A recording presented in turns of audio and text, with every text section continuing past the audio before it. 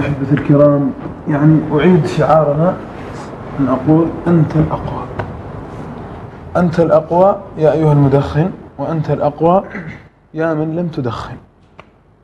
أنت الأقوى يا من دخنت، وأنت الأقوى يا من تسول لك نفسك أن تدخن. تمام يا أحبة الكرام؟ فكلنا يعني كل واحد فينا دحين عنده تنتظر في البيت، تتأمل منه آمال كبيرة، تريد أن يكون قرة عين لها.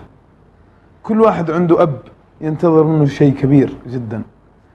كلنا عندنا أوطان وعندنا بلدان تتمنى منا الشيء الكثير، وكذلك كلنا عندنا أمة، وهي أمتنا الحبيبة المعطاءة هذه تتمنى منا الكثير يا أحبة الكرام.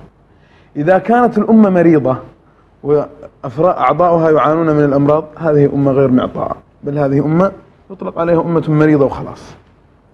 فأخوتي الكرام، لا نكون جرح في الأمة، بل نكون يعني نحن سبب يعني أمل وعطاء وإنتاج لهذه الأمة.